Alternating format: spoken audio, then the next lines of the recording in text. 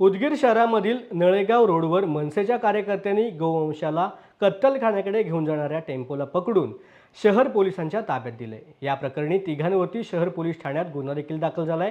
पोलिसांनी दिलेली माहिती अशी आहे की उदगीर शहरामधील KGN हॉटेल समोर नळेगाव रोडवरती आरोपीने संगनमत करून बेकायदेशीरपणे गोवंशाची वाहतूक केली।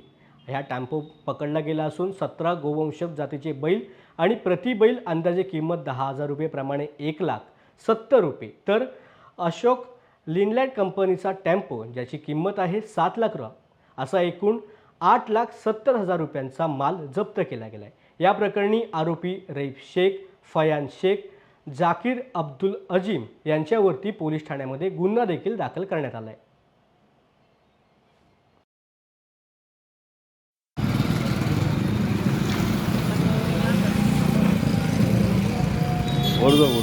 वर जाऊन बघ।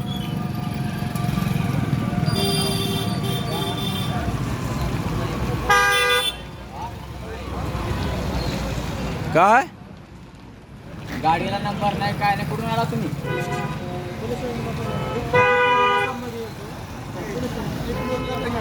हा, पोलीस स्टेशन मध्ये काय गाडी?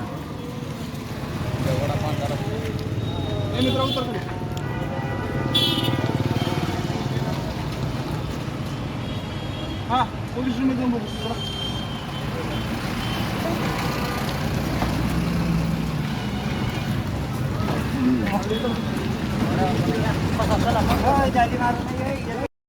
जय महाराष्ट्र, जय मनसे। मी संतोष भोपळे, शहर अध्यक्ष, उदगीर मनसे।